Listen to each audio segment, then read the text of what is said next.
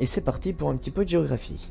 Ils vivent dans un pays si modestement appelé Yorderland, et ils vivent, tout est relatif, vu que 90% de la population vit dans une seule et même ville nommée Bumble.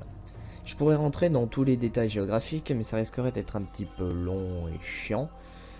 Bref, ce serait plus simple que je vous mette une carte qui représente en fait la carte de tout Valorant. Donc je tiens à préciser que cette carte n'est que théorique, face à quelques histoires que l'on a, on suppose que la carte de Valorant est créée comme cela. Ça ressemble à ça.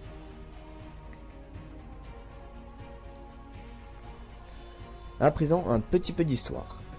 On suppose qu'il y a fort longtemps, les Yordles étaient un peuple nomade maîtrisant la magie. Qui avec le temps se serait définitivement installé à Bundle pour y devenir beaucoup plus industriel et remplacer au fur et à mesure leur tradition magique par leur savoir technologique.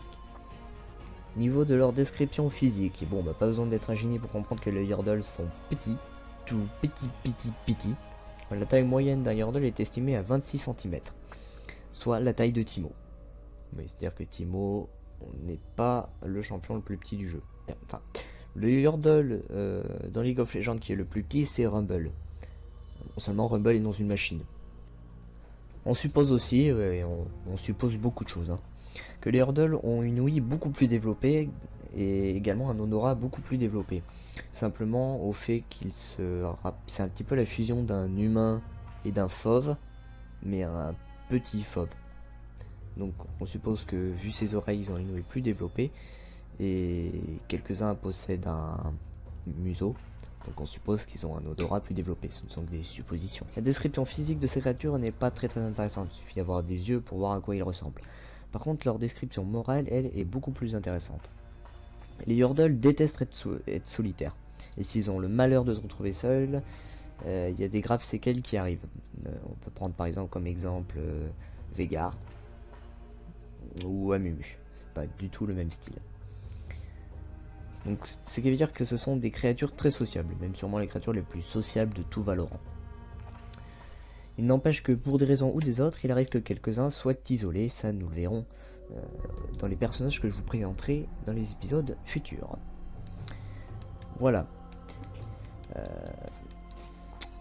Donc ça c'était vraiment une explication très bon ok je m'arrête là. C'était donc une description très générale. Dans les prochains épisodes, je vous présenterai tous les personnages un petit peu plus en détail et vous verrez que vous en apprendrez beaucoup plus sur ce peuple qui est, bon, je veux pas dire le peuple des plus intéressants, mais qui a une histoire qui peut être intéressante, je m'en mêle. Bref, dans les prochains épisodes, je vous présenterai Corki, Emmanuel, Poppy, Rumble, Timo, Tristana, Ziggs, Gunnar, Kennen, Lulu, Veigar et Amumu, qui sont tous les membres Yordle qui ont rejoint la faille de l'invocateur, enfin la ligue. Je vous présenterai aussi le vendeur de la map, de la faille de l'invocateur, qui est un Yordle. Allez, à la prochaine.